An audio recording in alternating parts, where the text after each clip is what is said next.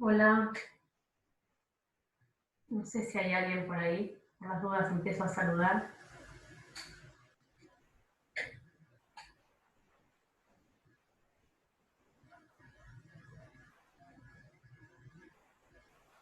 Si están, si me escuchan, a ver, voy a abrir el chat. Hola, ¿qué tal? ¿Qué tal? ¿Cómo están? Si quieren desmutearse por estos minutitos hasta que arranquemos, no hay problema. Yo entro unos minutos antes para ver que esté todo funcionando ok. ¿Pudieron acceder al texto en español? Sí. Okay. La había leído ya en el francés que había subido. Sí. Sí. La verdad que dos compañeros se mandaron a hacer la traducción de un día para el otro, así que la supervisamos, incorporamos. Hola, ¿qué tal, Ángela?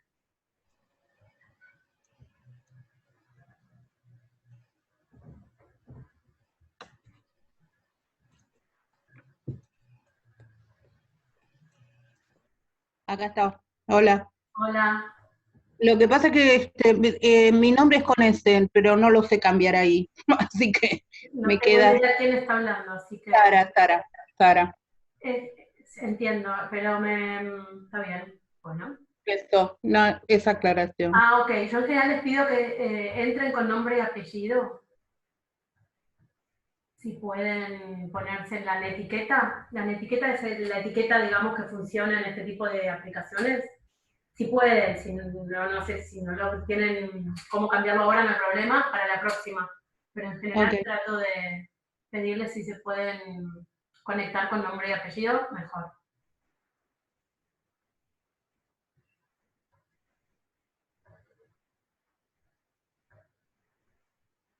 Ahí está. Bueno, hola. ¿Alguien no vino la otra vez? La otra vez. Ángela, me parecía, pero no puedo arriesgar porque son bastantes. Bueno, habrán visto que igualmente los videos después quedan subidos. Y posgrado, la verdad que estoy teniendo mucha suerte, así que quedan subidos con bastante celeridad. La idea es de todos modos sostener el espacio sincrónico, ¿sí? Que me parece que ayuda, aunque después el video quede disponible, por si excepcionalmente alguien no se puede conectar. Ya vi las presentaciones, cada vez que estoy por responder las presentaciones, pasa algo, después cuando vuelvo ya hay otro y lo que había escrito ya no funciona.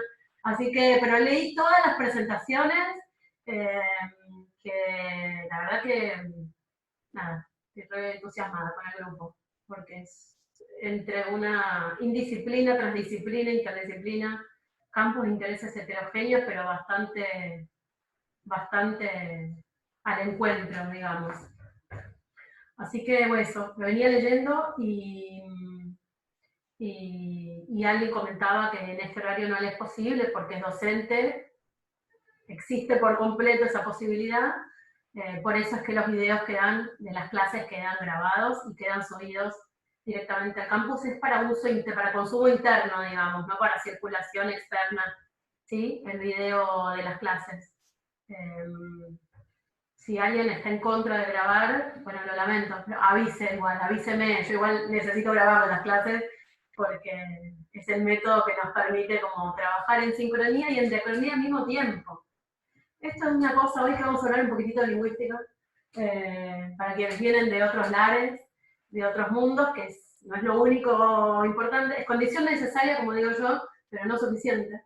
La lingüística en la teoría del discurso, ya son las 4, ya voy a ir arrancando y a poquito, pero decir esto, la lingüística en la teoría del discurso es eso, ¿no? En distintas perspectivas de análisis del discurso, de estudios del discurso, la lingüística y la cuestión de la lengua va a tener otro papel diferente, y además es otra lingüística, no existe algo así como la lingüística. Hay corrientes, hay perspectivas sumamente heterogéneas, en tensión, formalismo, funcionalismo, lo mismo que pasa en los estudios de comunicación, lo mismo pasa en antropología, lo mismo que pasa en los estudios de arte, de teoría del arte, no tanto en términos tal vez de formalismo y funcionalismo, sino en en otros términos, pero también, bueno, y hablar de la filosofía, ¿no? Es un campo de disputa permanente, pero la antropología también, las artes, la bibliotecología, los distintos aspectos del mundo de las letras, la historia, las ciencias de la comunicación, la sociología, las ciencias políticas, son campos de disputa, son campos de problemáticas. En ese sentido, la lingüística, por supuesto, también. No existe algo así como la lingüística, como una forma con esa expresión así, singular y determinante, como decimos con el determinante, con el artículo la lingüística, que genera ese imaginario de que hay una y solo una lingüística y cierta expectativa de homogeneidad y de resolución de problemas que a veces no es solo externo al campo, sino también interno. Pero bueno, es un campo sumamente heterogéneo y un espacio disciplinar sumamente heterogéneo. De hecho, nuestro seminario está un poco que sí, que no. Yo estoy siempre adentro, siempre afuera. Yo estudio la lingüística en su historicidad, digamos. Hago más epistemología de la lingüística que de la lengua. Cuando estudio algo más, digamos, la teoría pelletiana tiene una relación contradictoria y compleja con la lingüística. Lo vieron acá y con el concepto de lengua y con la lingüística en sí como disciplina. Alguito de eso voy a hablar hoy también. Todo esto porque quería decirlo de sincronía y diacronía. Todo esto porque si han leído Saussure un poquito, o de algún lugar entró, si vienen de artes o hicieron sociología, en fin, en general algo de eso en casi todas las carreras por las que ustedes pasaron, se lee algo de eso. Hay como dos modos de entender la relación sincronía y diacronía en relación con el sistema de la lengua. Uno es el del curso de lingüística general, que ha quedado como modo dominante en la relación sincronía y diacronía. Digo esto por la anécdota del método policrónico, que no sé si ustedes se rieron cuando vieron el programa método policrónico, yo sí, es un poco... Pero bueno, a mí me causó gracia justamente por esto. Una posibilidad de la relación diacronía y sincronía es la del curso de lingüística general, ¿no? La sincronía es el estudio de un sistema de la lengua en un corte temporal específico. ¿No? O sea, es un corte así transversal, digamos, vertical, y de la historicidad de la lengua se delimita, ¿sí?, un momento determinado, y solo en sincronía, delimitando un momento determinado, la lengua opera como un sistema. ¿Sí? Digo esto no solo por la anécdota del método sincrónico, porque lo necesitamos un poquito para hoy también. En cambio, en diacronía, dice el curso de lingüística general, que es algo así como de Ferdinand de Saussure, que era un proceso un poco complejo de producción. Diacronía son los cambios, digamos, de historicidad de los elementos lingüísticos a través del tiempo. ¿Ya? ¿Qué quiere decir eso? A través del tiempo. La sincronía es la estabilización de un momento determinado para el estudio de la lengua. La diacronía es el estudio de elementos de la lengua a través del tiempo, en el transcurso del tiempo. Por lo tanto, se ve el cambio lingüístico en diacronía. Ahora, en diacronía, desde el curso de lingüística general, desde la perspectiva de Saussure, en un método diacrónico, diacronía es un método, un punto de vista, no es algo intrínseco propio de la lengua, en diacronía, observando el paso del tiempo y cómo eso afecta o tiene eficacia en elementos lingüísticos, no se estudia el sistema de la lengua, se estudia cómo cambian ciertos elementos del aspecto del significado o de lo que en lingüística llamamos significante, que es la forma material del signo. ¿Sí? Significado es la idea o el concepto, igualmente mental. En lingüística susseriana, todo lo que acontece en la lengua, en el signo, es del orden de lo mental. Todo. No hay referente, no hay filosofía. No hay una semiótica, no, en fin, es enteramente mental. Entonces, una perspectiva diacrónica observa cambios, por ejemplo, facere, facer, hacer. Ahí hay un cambio diacrónico en la forma del signo, ¿sí? Y, no sé, pensemos, por ejemplo, en el significado de la palabra caballero, ¿no? Entonces, también, ahí podemos ver a lo largo del tiempo un desplazamiento, cambios en el orden del concepto del significado. Eso sería observar en diacronía. En diacronía no se observa el sistema de la lengua, es decir, la totalidad estructurada por relaciones de dependencia entre los signos. Eso solo se puede observar para Ferdinand, para la perspectiva de Saussure, para el curso de lingüística general, en un corte sincrónico. En sincronía, lo que se observa es el funcionamiento del sistema de la lengua. Y otra cosa muy importante para Saussure, porque después esto hay un elemento del registro de la lengua que acá es fundamental, que por lo menos en la lectura que hago yo, en sincronía, digamos, el sistema de la lengua, para el estudio de la lengua, para su caracterización, el sistema precede al signo.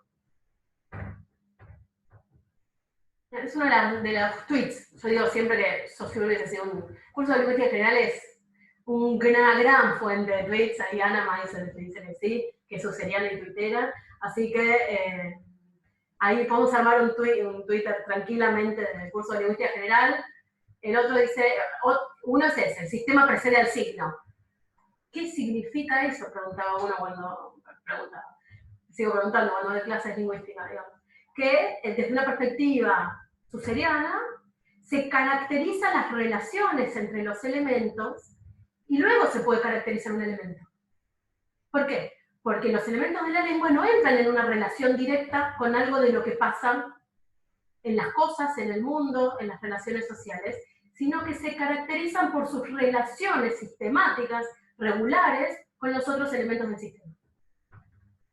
Esas relaciones son de distinto orden, principalmente diferenciales, pero no importa. Lo que me interesa es que en esta perspectiva el concepto de lengua supone necesariamente una caracterización del todo para poder entender el funcionamiento de una parte. Es decir, que la lengua centralmente es un sistema de relaciones, mucho más que un sistema de signos, y no es para nada un diccionario. Otro de los tweets de Saussure es que la lengua es forma y no sustancia. Una frase espectacular. ¿Qué quiere decir eso? Que la lengua es un principio de organización. No son contenidos y no son modos de ver el mundo, no son ideas, no son cosmovisiones. No es que hay una palabra que en una lengua se dice de un modo y en otra una palabra. O las cosas se dicen de un modo en una lengua y de otro modo en otra lengua. No. Una lengua es un principio de organización, básicamente relaciones sistemáticas que van a formar frases, sintaxis, relaciones de morfología, pero en el orden del significado también las relaciones son siempre al interior de una lengua determinada. En fin, todo también venía a cuento de esta tensión entre sincronía y diacronía. El sistema de la lengua en Saussure solo puede estudiar en sincronía, solo puede estudiarse en sincronía. Hay otras perspectivas, por ejemplo, la Escuela de Praga, de la que Piaget no abreva en la Escuela de Praga porque es una perspectiva funcionalista, es decir, que entiende que el lenguaje tiene una función en situaciones de comunicación o en situaciones de construcción poética, digamos. Piaget no va a tomar la noción de función en ningún momento, sí la de funcionamiento, eso lo van a ver. Más que la función, el funcionamiento de un elemento. ¿Sí? Es más freudiano que funcionalista, es más, hay una raíz gambre mucho más fuerte en ese sentido, ahora voy a hablar sobre eso, pero de articulación con cierto campo de reflexión en torno del inconsciente, de la ideología y de la historia, que la idea de que el lenguaje cumple funciones. No hay nada más lejos en Piaget que esa idea de que el lenguaje comunica. No, ahí es más lacaniano, que no sé si voy a meter debates, después cualquier cosa googlean, den de vuelta el video y googlean lo que sea necesario y lo volcamos a partir de este fin de semana en los foros que estamos abriendo ahora. Pero es eso, ¿no? Entonces, básicamente, no hay funciones, sino funcionamiento. Por eso no va a perspectivas como la de Praga. Esto es una nota al pie, no tengo cómo poner nota al pie, así que lo tengo que decir también. Las tesis de Praga, del fin del 20, y todo lo que fue el círculo lingüístico de Praga, que es una belleza total, entiende la relación sincronía y diacronía de un modo distinto al del curso de lingüística general. No es que toda la lingüística, ni todo el estructuralismo, que hay muchas corrientes de estructuralismo diversas, entienden tienen este modo de entender la lengua, la relación entre lengua, historia, o entre lengua y temporalidad. ¿Ah? Eso solo por el sincronía y diacronía. En Praga hay sincronía y diacronía funcionando conjuntamente.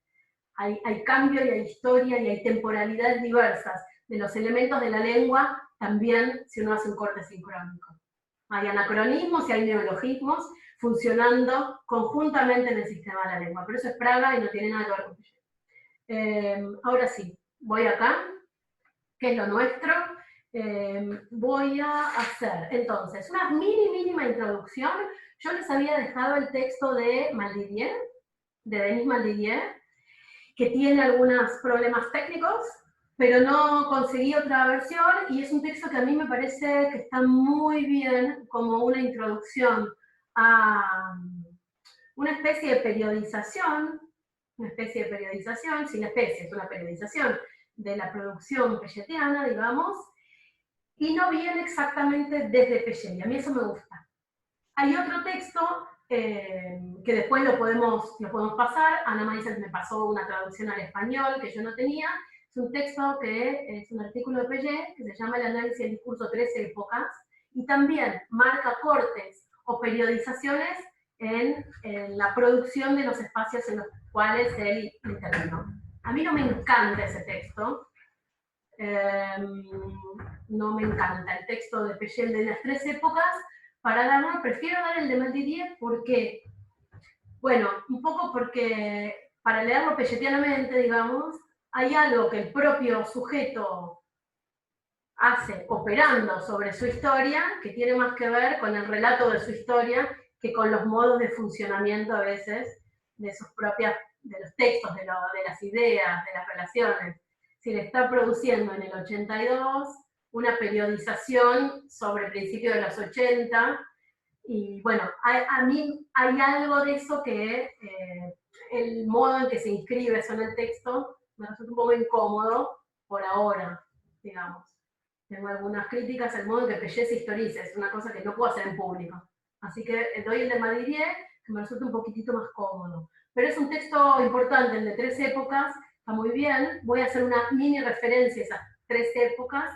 Esta idea de que hay 3 épocas no es para nada, digamos, así. No es que viene una cosa después de la otra, porque la vida no funciona así, porque el discurso no funciona así, porque eso es antipelletiano, básicamente, es antimaterialista.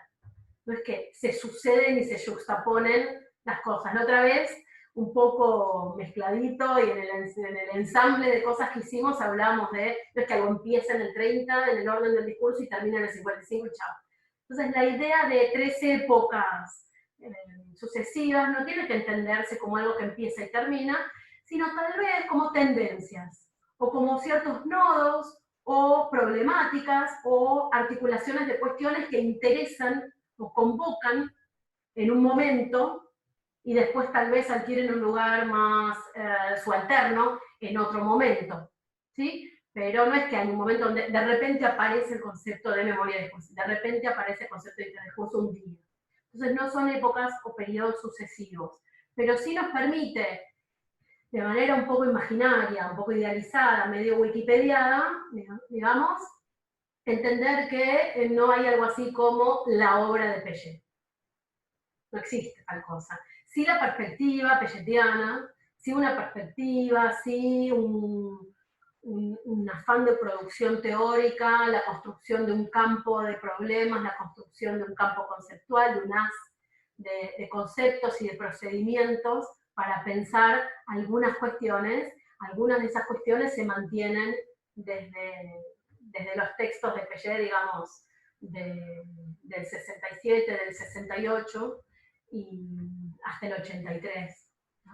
Y otras van adquiriendo sentidos o expresiones distintas. Centralmente, la idea de que hay 3 épocas, léanla en este sentido, como tendencias o como 3 momentos un poco idealizadamente que condensan ejes o haces de cuestiones o de problemáticas o intereses, inquietudes, que también tienen que ver con estados de los conflictos y de la lucha de clase en la coyuntura de producción de esos materiales, digamos. Es imposible no comprender, y además tiene que ver con espacio de inscripción colectiva, con espacio de inscripción partidaria, con espacio de inscripción de intervención político-teórica, y con ciertas disputas dentro del marxismo, ¿sí? Que los espacios de teorización altuseriana justamente producida, de articulación con el psicoanálisis, de pensar la producción de teoría, como parte, digo, de dar una batalla teórica.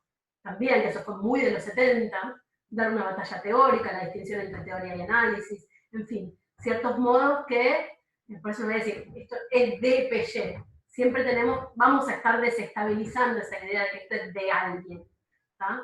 Porque si no, de vuelta estamos leyendo Piaget, haciendo una especie de biografismo, o bien textualismo, o bien tomando el texto de Piaget en el sentido de evidencia de existencia, como si no hubiese interdiscurso, como si no hubiese todo un proceso complejo de formación de los elementos teóricos que se inscriben allí. Entonces, pequeñísima introducción, esto, 3 momentos, entendidos de este modo, y es casi falso lo que voy a decir, pero bueno, 3 momentos para pensar el problema del discurso o la formulación del campo del análisis del discurso. Hay otros textos de Piaget, hay 2 artículos muy interesantes, hay un libro que se llama Sobre la historia de las ciencias, que contiene la mitad de Piaget y la otra es de Fillon, que es texto fantástico, que analiza, digamos, el giro copernicano y tienen toda una perspectiva de epistemología. Piaget, filósofo, digamos, viene de la epistemología, básicamente, no viene de la lingüística, sino de la epistemología y del campo de la psicología también, de esa articulación, filosofía y psicología, va hacia la lingüística, pero bueno, tiene otras producciones, digamos. Artículos en la revista Cahiers pour l'Analyse, que publica con un seudónimo, Thomas Herbert, eso está traducido también. Tenemos varias traducciones producidas en Argentina muy tempranamente, a comienzos de la década del 70, ¿no? No sé si alguien no llega a tener tema de tesis todavía, que me avise, porque tengo muchas ganas de hacer una especie de arqueogenealogía, una construcción de archivo de Piaget en Argentina, digamos. ¿Qué pasó ahí desde fines de los 60, comienzos de los 70, que es un autor muy conocido, leído, trabajado? Voy a retomar algo de todo esto la semana que viene con Le Verité la Palisse, con las verdades evidentes. Y bueno, en fin, las verdades evidentes salen Le Verité la Palisse en el 75, pero circula en América Latina y después tenemos un proceso de represión muy fuerte, obviamente. Y bueno, ahí tengo algunas hipótesis. Si alguien lo quiere hacer, no tengo tiempo todavía, pero si alguien quiere o no tiene tema de doctorado, quiere hacer un postdoc más adelante, me avisa, me manda un mail en unos años, en un tiempito, porque realmente me interesa después pensar qué pasa en los 80, cómo entra ya Piaget desaltuserianizado casi, y se lo lee con Althusser por un lado y con Mengele por el otro, entonces ya entra de a poquito con las teorías de la comunicación y se lo junta en general con perspectivas también francesas que son anti-piagetianas, que es aquello con lo cual Piaget combatía, que es el imaginario y el problema de la enunciación copando el campo del discurso. Y una noción de sujeto burguesa, vamos a decirlo, así, liberal, digamos, espontánea de la ideología liberal. Bueno, eso como un poco como excursus, como rodeo aparte, pero sepamos que hay materiales y Piaget circulando en distintas zonas de la producción de conocimiento en Argentina, en distintas disciplinas, en comunicación, en filosofía, en lingüística, después en semiología a partir de la década del 80, en análisis del discurso, en fin, en distintos lugares circula, en comunicación 3, etcétera, en la UBA, en La Plata, se lee también en Córdoba, Villa María, tiene formas de circulación pero heterogéneas y siempre articuladas de una manera, a mi entender, a veces poco piagetiana, digamos. Queda como mezclado en una escuela francesa de análisis del discurso que borra un poco el funcionamiento, desmaterializa de alguna manera el funcionamiento de ciertas categorías, como la deformación discursiva, el interdiscurso, el problema del sujeto, en fin. Entonces, de estas 3 épocas no quiere decir que eso cubra la producción de Piaget. Simplemente son 3 momentos en los cuales hay una aproximación distinta al problema del discurso. Muy rápido, porque quiero que nos sacarse el tiempo para ir al texto directamente. voy a mencionar 3 momentitos, y en cada momento voy a elegir un texto como expresión y referencia, no es el único para nada, ¿sí? Hay un libro de Maldivier, que ustedes lo tienen citado en la bibliografía, que está en francés, y no lo tengo digitalizado, está en el Instituto de Lingüística de la UBA, que se llama L'inquietud del discurso, ¿sí? Textos de Michel Pechet, está en francés. Y ahí hay una selección de textos de Pechet, ¿sí? Después tienen, que no lo tengo digitalizado completo, este otro librito que también tiene una selección de textos de Pechet, Análisis del discurso de Michel Pechet, que es un libro brasilero coordinado por Eni Orlandi. También está en la bibliografía, es decir, hay, y tenemos que ponernos a trabajar acá porque hay poco traducido al español. ¿Ah? Entonces, de estos 3 momentitos voy a tomar algunos textos como referentes y expresiones, pero sepan que hay un campo mucho más heterogéneo de textos producidos por Pechet individualmente y en las instancias de trabajo, de formulación pechetiana, digamos. Muchos de los textos, la mayoría, son de producción colectiva, son de producción compartida, eran espacios realmente tremendos de producción de conocimiento, tremendos, una tremenda profundidad de pensamiento, no sé si lo van pudiendo ver a medida que avanzan con las lecturas. De estos 3 momentos, entonces, voy a señalar el 69, el análisis automático del discurso, tienen el texto de Maldivier, ¿sí? Que es un momento en el que nosotros vamos a leer eso la semana que viene, ¿sí? Yo lo voy a dar después del 75, voy a dar primero el 75 y después el 69, por cuestiones que yo necesito para la producción de teoría y que necesito para la producción pedagógica, ¿no? Pero ese momento del 69 es interesante, muy interesante, porque ahí se llama análisis automático del discurso y justamente tiende en la procura de la producción de una máquina de análisis de secuencias discursivas que permite encontrar regularidades, ¿sí? Es un momento de lo que se llama el análisis lexicométrico, es decir, métrico, de medir las ocurrencias de las expresiones y poder arrojar con eso regularidades. Es un momento de pura confianza en los procesos de computarización, de maquinalización, ¿sí? Que permitían de alguna manera barrar los efectos del ojo humano y de, por lo tanto, la interpretación humana, ¿sí? en el trabajo de los materiales discursivos. El otro momento, 71-75, en particular 75, no voy a decir mucho, nosotros vamos a leer las verdades evidentes. Es el texto del 75, Le Vérité de la Palisse. Tengo por ahí, acá está el libro en francés, hay una sola edición, lo compré no lo conseguí en Francia, pero lo compré en Plaza Italia, para que vean que se leía Pechet en Argentina, está todo subrayado, todo comentado, en fin. Es un Le Vérité de la Palisse, lingüística, bueno, linguistique, sémantique, filosofía, está traducido por como Las Verdades Evidentes, lo tradujimos en el 2016 recién, un proyecto del 2014, salió en el 2016, sí que es la primera traducción al español, no había traducción al español. Y es un momento de fuerte apuesta por una formulación teórica. El momento del 75 es el momento de producción de una teoría. Así como tenemos análisis automático del discurso en el 69, el 75 y Las Verdades Evidentes de Vérité de la Palisse, que nosotros vamos a leer el martes, digamos, ya van a estar leyendo de acá el martes, y vamos a trabajar el martes, es un momento de una tremenda apuesta teórica. Creo que básicamente es la única gran apuesta teórica en el orden del discurso, en el trabajo sobre el discurso. Yo creo que ese momento de Las Verdades Evidentes, por supuesto, tiene efectos analíticos, a mi entender, muy potentes. Es un libro que fue muy criticado por Pechet pocos años después también. Es eso lo que hace Pechet también. Arma, desarma, vuelve, rearma. Se lee a contrapelo permanentemente, piensa en la coyuntura, piensa en los efectos en la intervención política de aquello que formula. Es una cosa increíble, es un viaje de hilo, bueno, es una cosa increíble en términos de producción de conocimiento y de intervención epistemológica en un campo.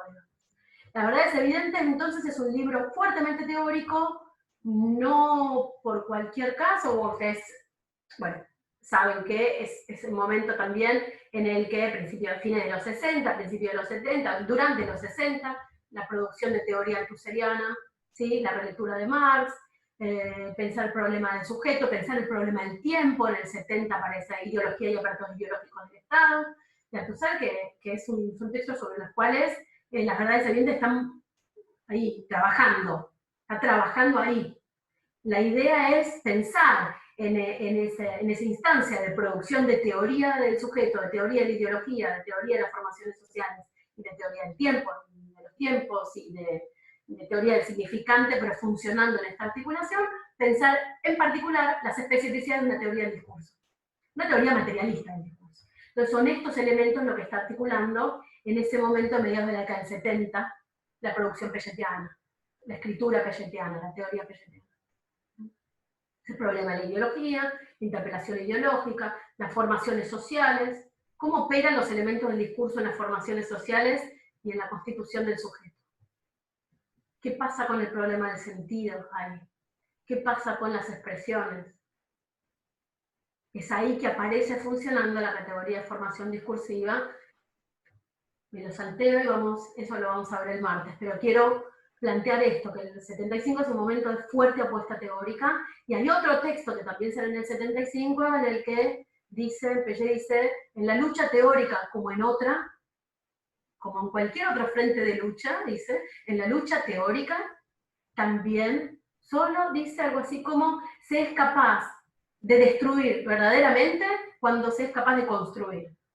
Si solo podemos destruir el sistema capitalista si podemos construir otra forma de producción, otra forma de enlazo, otra forma de las relaciones sociales. Bueno, en teoría del discurso, o en análisis del discurso, o en teoría del lenguaje, teoría lingüística, en todos esos campos, en psicología, en sociología, en todos esos campos se da una lucha. Se está dando una lucha. ¿Sí? Una lucha por el problema del sujeto, una lucha por esto que llama ahí el frente teórico, digamos. En ese sentido, las verdades evidentes da una batalla teórica contra la preeminencia de teorías del lenguaje que operan con una categoría espontánea de sujeto. El hablante existe, supone la pragmática. Vamos a estudiar cómo habla, cómo existe. Es decir, vamos a estudiar los enunciados y la enunciación de un sujeto. Que lleva a decir, no, vamos a estudiar el proceso de formación del sujeto primero. Entonces, hay un conjunto de teorías del discurso, de teorías del lenguaje, que vienen de la filosofía, que vienen de la lingüística, como la teoría de la enunciación Iván Benís, la pragmática, Austin, la teoría de los actos de habla. Todo eso está circulando acá, en este texto, en este artículo que nosotros tenemos para hoy, lo han visto. Digamos. Aspectos de la psicología experimental, un incipiente cognitivismo que después desbordó y hoy día desborda todas las posibles contenciones, mucho más que en el texto de Pellet. Pero el 75, digamos, es ese momento de dar una batalla teórica también sobre y contra aquellas perspectivas de estudio, o aquellas, sí, perspectivas o enfoques que, vamos a decirlo en términos pelletianos, reproducen, bajo la forma de una teoría, la ideología liberal.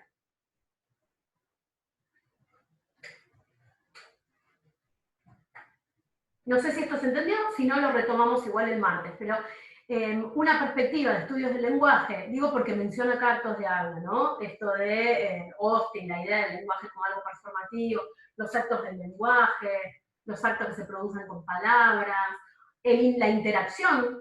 Existe interacción, el interaccionismo, hay conversación, hay interacción, vamos a estudiarla. Los sujetos hablan, interactúan, vamos a estudiar cómo, vamos a estudiar sus estrategias de comunicación. Se supone que existe algo así como el hablante, o existe algo así como el sujeto. Entonces, a esa suposición de existencia del sujeto, Pellet le entiende en términos críticos, leyendo a contrapelo, digamos, leyendo en términos althusserianos, de alguna manera, o leyendo sus condiciones de formación, como una especie de reproducción de la ideología espontánea burguesa, de que el sujeto existe, bajo formas técnicas o bajo forma de teoría.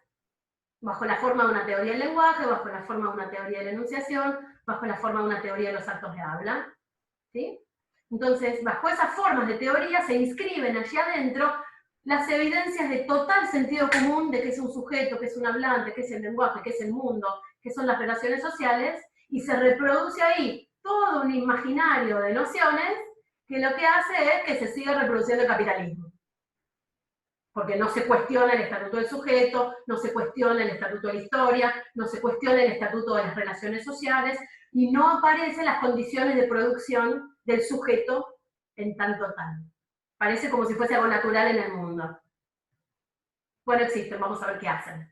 ¿Ah? Entonces, la lucha teórica que da Piaget, que no es lo único que hace, pero es gran parte de lo que hacen las verdades evidentes, es esta discusión, esta batalla teórica para poder pensar la formulación de una teoría materialista del discurso y una teoría materialista del sentido. Una teoría materialista del sentido, una teoría materialista del discurso, que en última instancia, si es materialista, es una teoría del interdiscurso. Eso es lo que vamos a ver el martes. Pasa que el texto del martes es anterior al de hoy. Estoy haciendo, como verán, cualquier cosa con las cronologías. Cualquier cosa no, lo que quiero, lo que necesito, pero por eso es que voy a estar yendo y viniendo, pero toda nuestra unidad 1 va a estar haciendo esto, yendo y viniendo. Ese es el 75, es esa apuesta, es una apuesta política, es una apuesta epistemológica, es una apuesta de cambiar el terreno de las discusiones, ¿sí? No empieza donde los demás empiezan, va a pensar las condiciones de producción de eso. Y va a entender, es genial, va a pensar también las condiciones de producción de las teorías del lenguaje.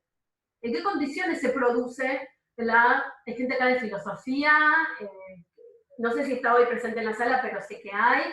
¿En qué condiciones se produce la semántica de Frege? ¿En qué condiciones se produce la semántica lógica?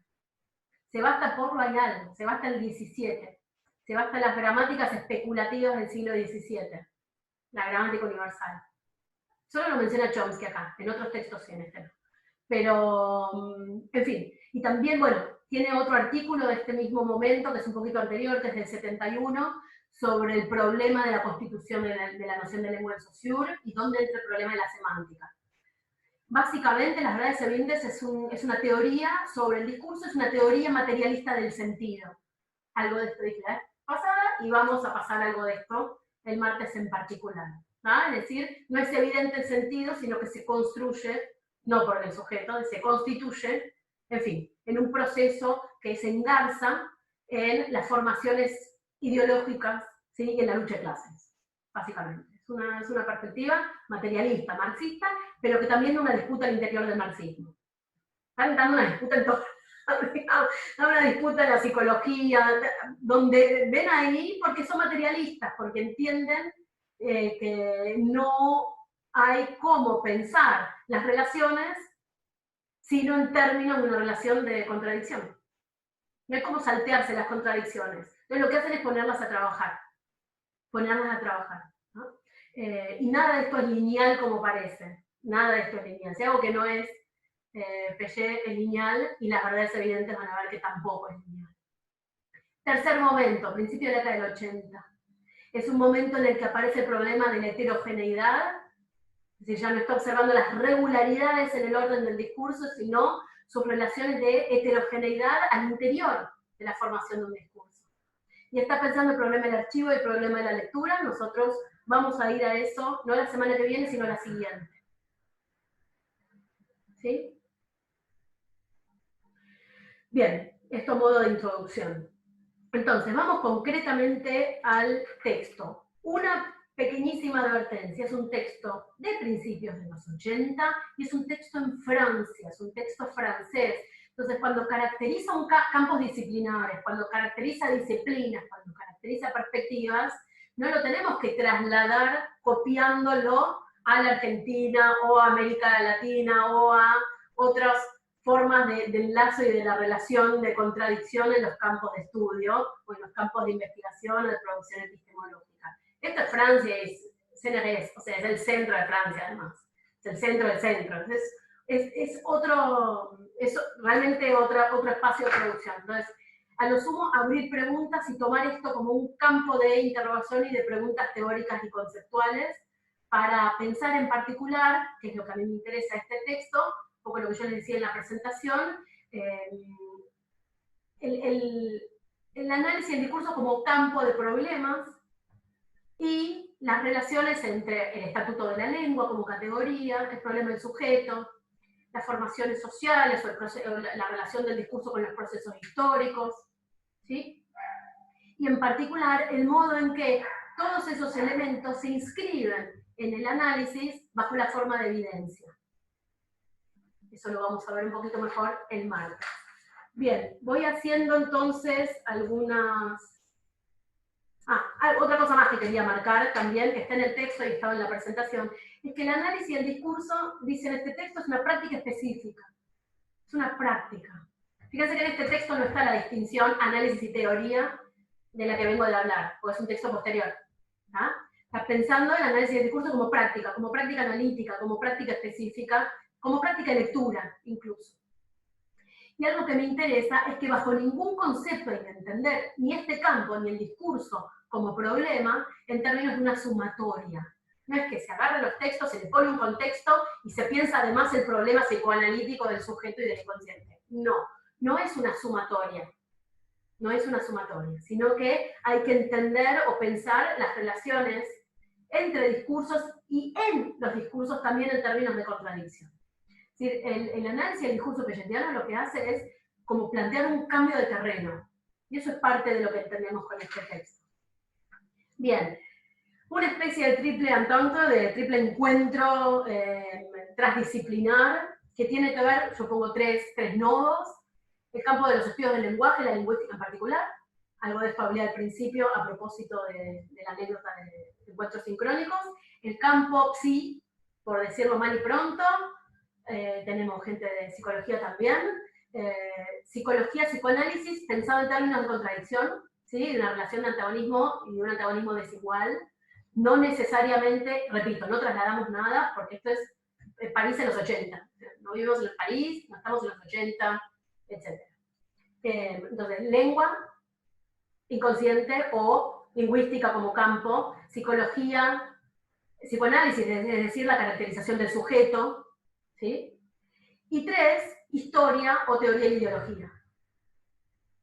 Sociología, formaciones sociales, historia, teoría de ideología, pongo eso como otro nodo, digamos. Yo sé que no va todo junto, pero estoy armando nodos problemáticas o nodos conceptuales. Entonces, lingüística, psicología, psicoanálisis, historia, ideología, formaciones sociales, formaciones históricas y demás.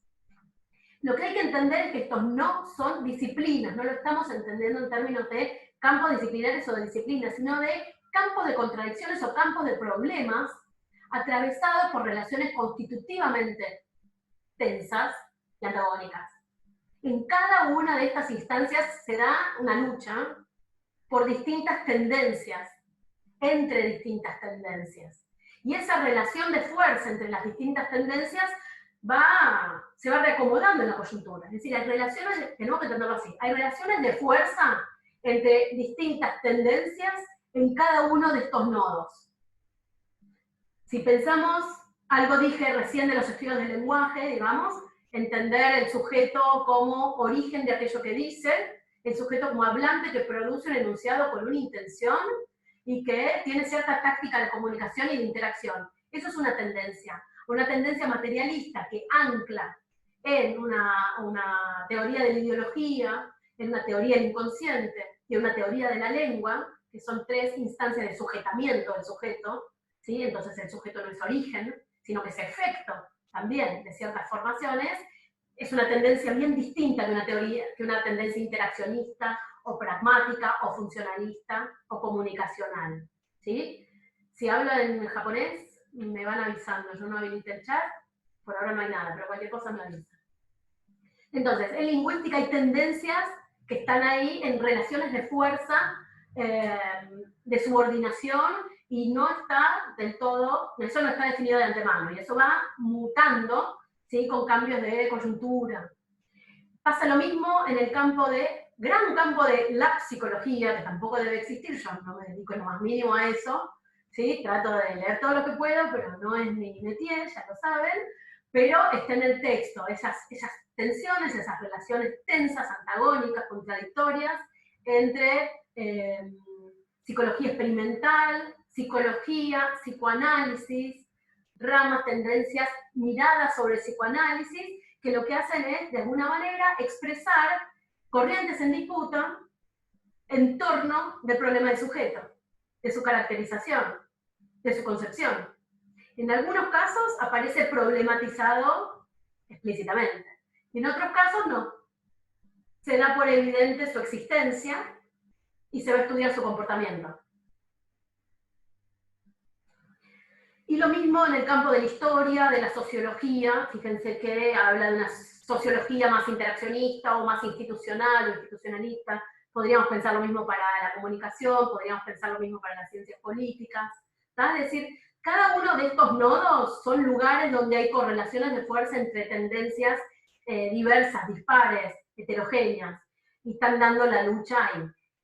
El análisis del discurso como campo de práctica específica surge de esas contradicciones en este conjunto o en este haz de campos. No se suma, sino que toma envión de las contradicciones y las profundiza. Pues las pone a trabajar. Las profundiza suena más maoísta. No, no son maoístas. Las pone a trabajar. Nos ponen a trabajar esas contradicciones.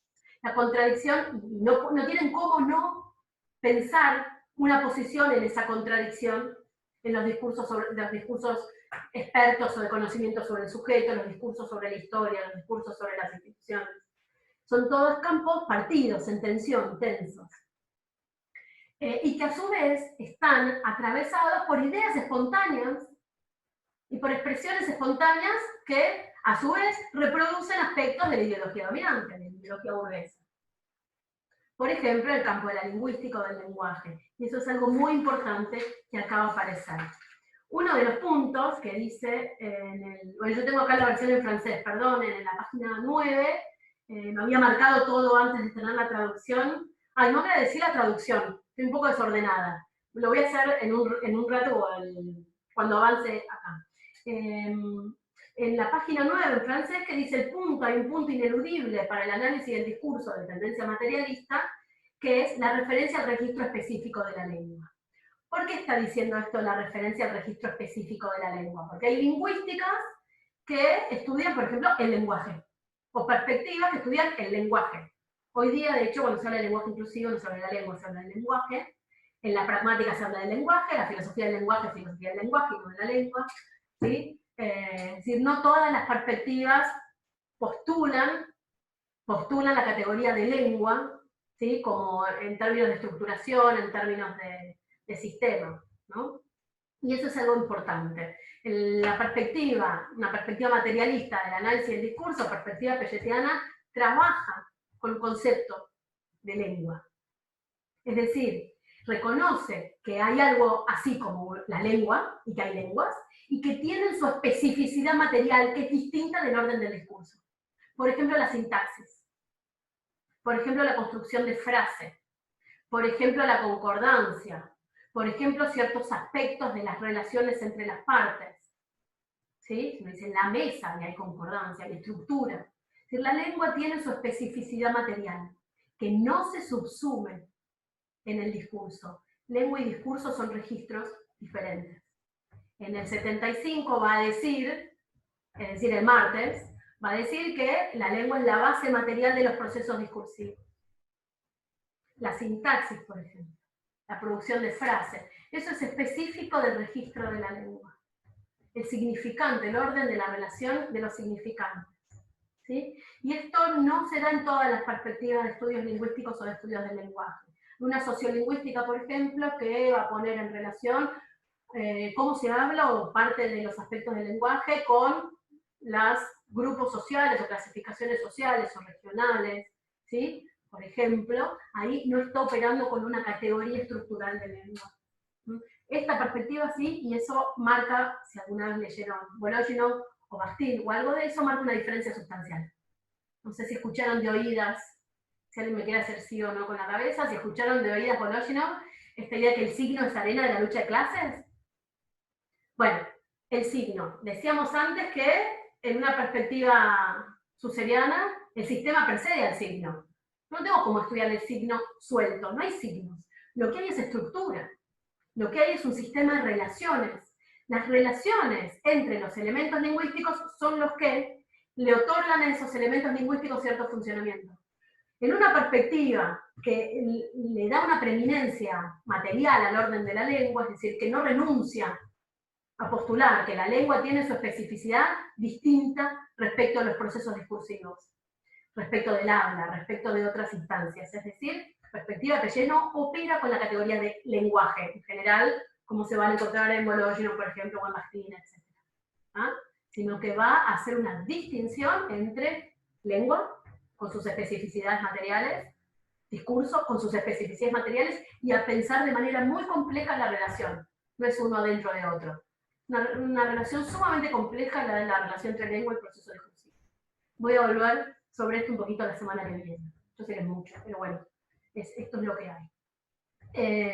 Entonces, el problema de la lengua, el problema del sujeto, que esa es otra de las cuestiones fundamentales, y ahí se mete en esas contradicciones al interior del campo sí, digamos, y toman posición. ¿Sí? Y toman posición.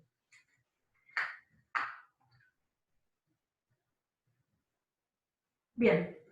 Otra de las cuestiones tiene que ver con los modos en los que se da esta articulación del análisis del discurso con los campos, porque no es que abreven esos campos, sino que abreven las contradicciones o en elementos de esos campos, digamos. ¿Sí? Pensado en términos de, como decíamos recién, de formaciones sociales, de las formaciones ideológicas, del mecanismo de interpelación y producción del sujeto, categoría inconsciente, no como un empírico o un existente, sino como una postulación analítica, digamos, o teórica, y la postulación de la categoría de lengua.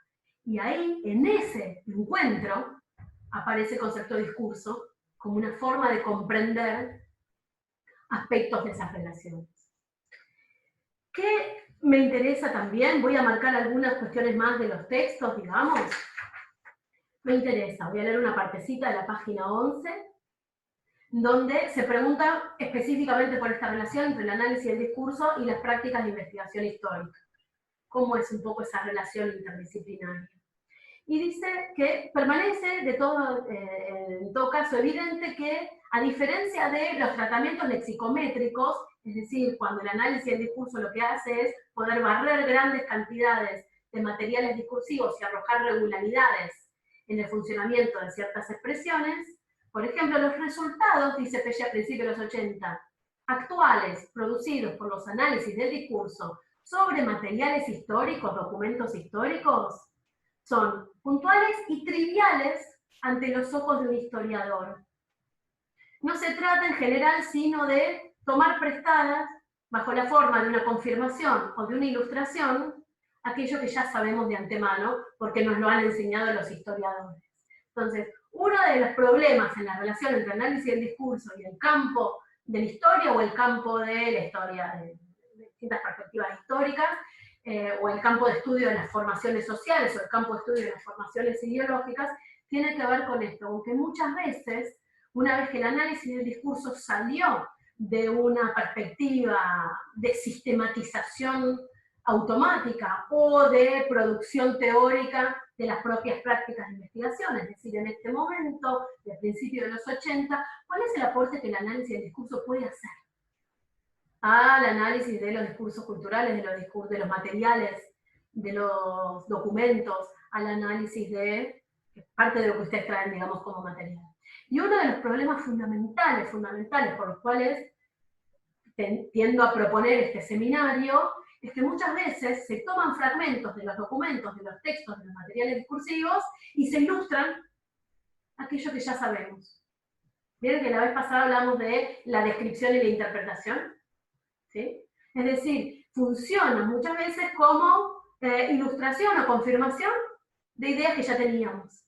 A veces pasa, lo voy a decir un poco, voy a ser medio exagerada, pero pasa también con, por ejemplo, el análisis del discurso periodístico, ¿no? Entonces, se elabora todo un aparato técnico, descriptivo, metodología de investigación, se analizan un montón de etapas de Clarín, un montón de etapas de La Nación y de Página 12, y la conclusión es que Página 12 y es más kirchnerista que La Nación. Sí, chicos. Yes. A veces, ahí no necesitamos ni confirmación de los historiadores, de las historiadoras. Directamente hay algo de ilustrar aquello que ya sabemos. Por eso es que este seminario va a meter la cuña justamente en el problema de las relaciones entre los elementos. Porque esa forma de armar corpus reproduce lo que ya sabemos. Por ahí, ya más o menos ya sabemos, lo ilustramos, yo digo limpia, fija y de esplendor, a ideas que ya sabíamos o ideas que ya teníamos. Y esto es una de las advertencias que Pellier va marcando en este texto. Si vamos a pensar el análisis del discurso como práctica en relación con el campo de los estudios del lenguaje, el campo de los estudios psicológicos, psicoanalíticos, el campo de los estudios de la historia, de la ideología, de los procesos culturales, de las formaciones sociales, ¿cómo va a ser esa relación? ¿Cómo se va a dar esa relación? No es solo que aporten para comprender, que aporten contexto, por ejemplo. ¿Cómo se hace ese dislocamiento? ¿Cómo se puede pensar que haya una práctica de lectura y de trabajo de los documentos, de los materiales discursivos, que realice un aporte, que sea heurística, que muestre, en un momento lo dice Pellier, y esto me parece interesantísimo, que muestre, dice en la página 15, no cuál es la interpretación que tiene que gobernar el texto, sino que construya procedimientos que puedan exponer, ¿sí?, cuáles son los aspectos opacos, de alguna manera, de esos materiales discursivos ante los ojos de un sujeto estratégico. Aspectos de las regularidades del discurso, aspectos de la relación entre sintaxis y léxico, aspectos del régimen de enunciados, el problema del interdiscurso, que es fundamental, fundamental.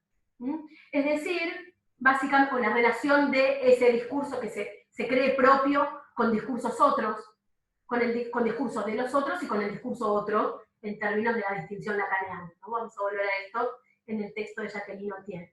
Es decir, no se trata dice, de hacer lecturas plurales o de decir cuál es el sentido de la interpretación de un texto, sino de exponer una lectura a partir de los trazos significantes.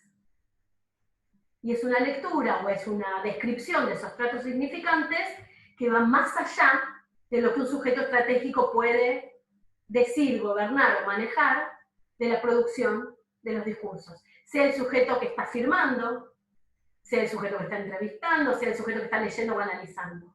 Es decir, tiene que producir procedimientos que permitan ver relaciones que son opacas ante los ojos de un sujeto estratégico. ¿Sí? Y tampoco se trata, dice, de una multiplicación de los puntos de vista de lectura. No es que todo es interpretable, no es el giro interpretativo, no es el giro discursivo. ¿Ah? Entonces, de alguna manera entiende en ese sentido las prácticas de análisis, que habíamos hablado la vez pasada, que lo entiende como una práctica de descripción e interpretación. ¿Se acuerdan? Eso está en el encuentro del martes. Y una cosita más que quiero marcar, como para ir cerrando la exposición, a ver si quedan algunas preguntas, van a quedar un montón de cosas abiertas, sin duda. Una cosita que quiero marcar es lo siguiente. A ver, ¿cómo puede ser que se me fue? Tengo todo en verde, supuestamente. Ahí voy. Que es que, volviendo al tema de la evidencia y del problema de la descripción e interpretación, nadie escapa al modo en que la evidencia de un sujeto empírico, de que el sujeto individuo es el sujeto hablante que produce lo que dice, es decir, esta idea de sujeto empírico como un sujeto no sujetado, como un sujeto que no está sobredeterminado, como un sujeto que no tiene una relación estructural, o como un sujeto que no está pensado en términos de como parte de un proceso de trabajo de la ideología, ¿no? Y que no hay rincón casi que escape a esto, y que a los universitarios nos pasa lo mismo. En la página 14 del texto en francés, justamente después de hacer todo este recorrido respecto a la psicología experimental, y cómo la psicología experimental supone la existencia del sujeto empírico y trabaja sobre esa evidencia, ¿sí? Con procedimientos más o menos, dice, sofisticados, dice el texto. La psicología experimental lo que hace es ver cómo se comporta, cómo piensa, cómo evalúa, cómo son actitudes, compartimentos, conductas, etcétera, partiendo siempre de la evidencia de existencia del sujeto empírico. ¿Sí? Vamos a volver a esto en realidad el martes. La clase de hoy y la clase del martes, y las que siguen son como un caleidoscopio de una teoría, así que tenga un poquito de paciencia en ese sentido. Esto que hace la psicología experimental, de partir de la base de existencia de un sujeto empírico, de un sujeto, dice, epistémico, de un sujeto que sabe, no es epistemología, es epistémico, de un sujeto que sabe, de un sujeto que sabe lo que dice, que hace, que mueve, que gobierna, que tiene conductas, que tiene comportamientos, de comportamientos, no es solo una cuestión de los psicólogos experimentales. En general es una idea que permea las distintas capas de la sociedad, de las relaciones, de las formas de pensar el mundo y de las formas de pensarnos en el mundo.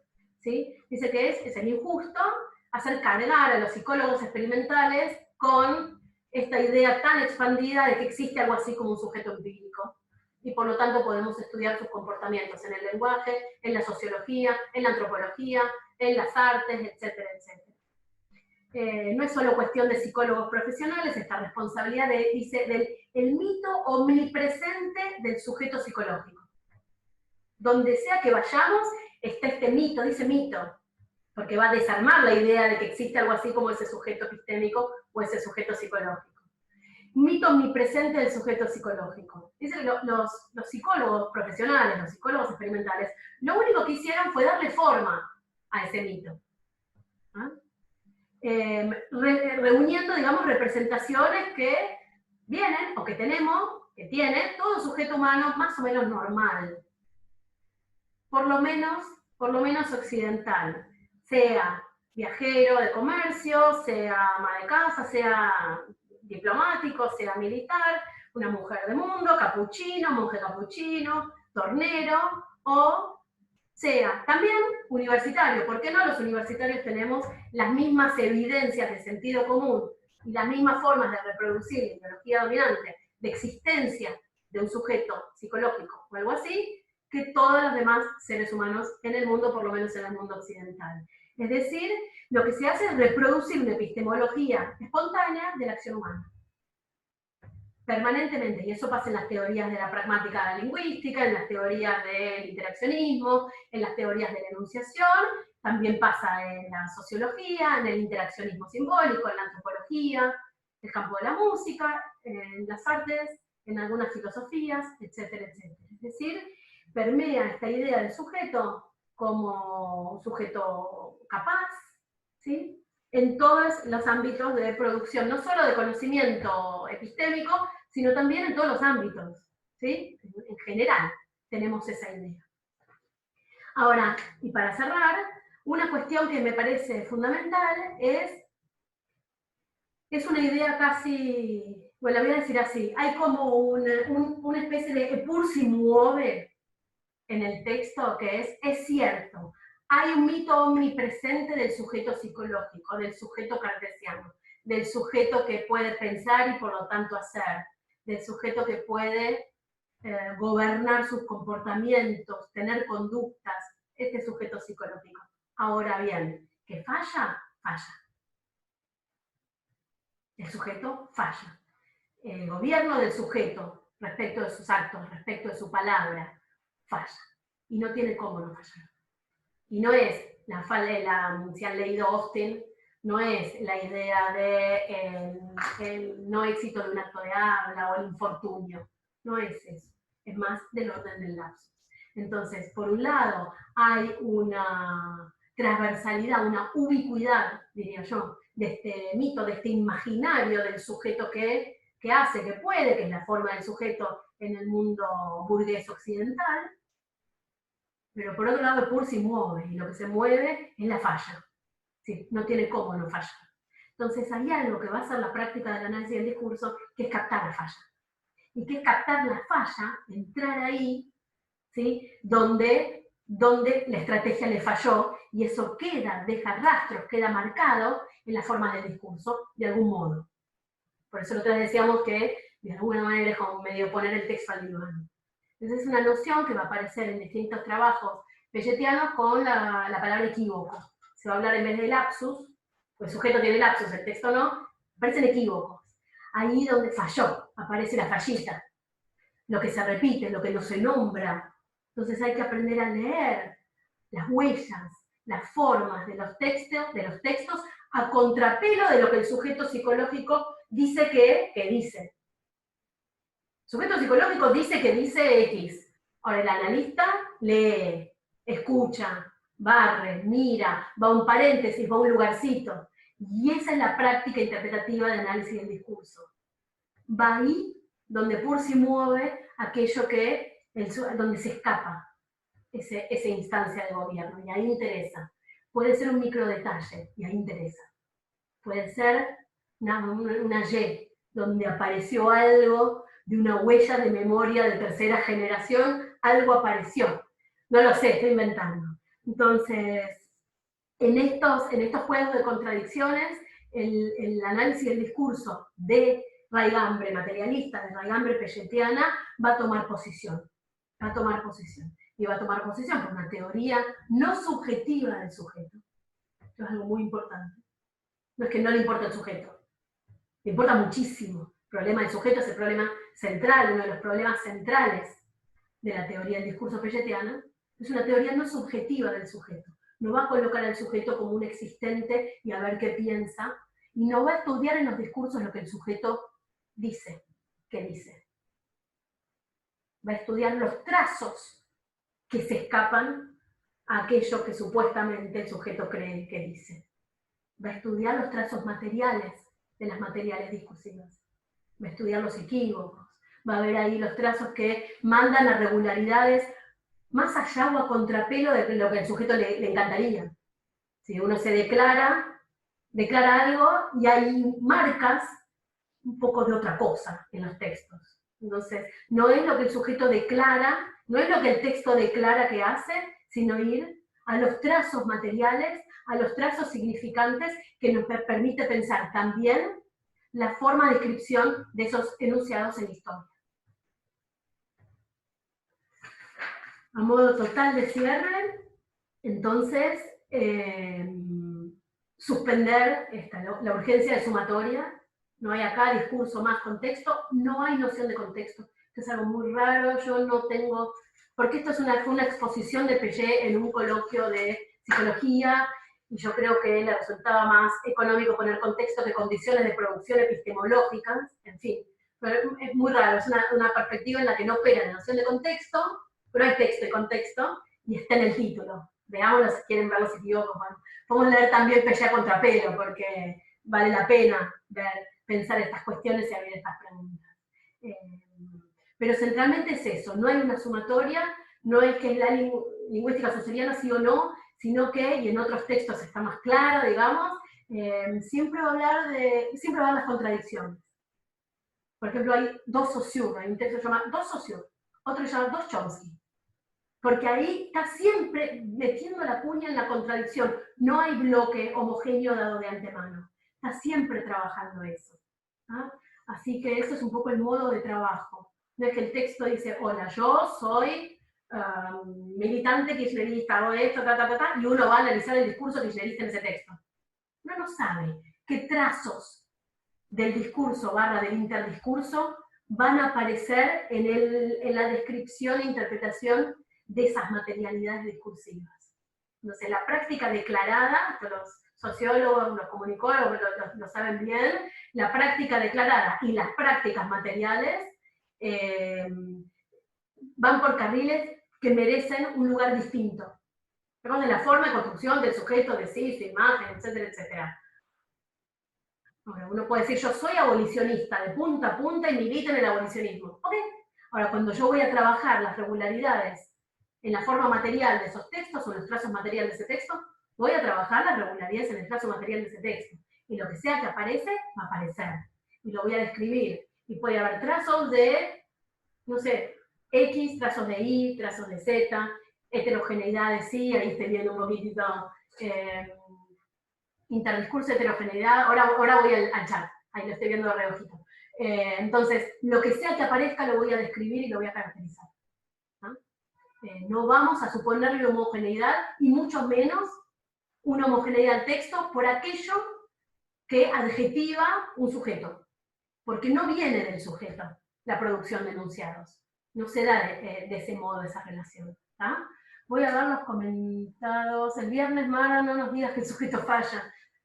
Pero al revés, ya que falla nos tomamos todos un Campari. Yo estoy, hoy la pensé, la semana que viene, todavía no estoy tan en confianza, pero no, al revés, digo, ya que falla, hay...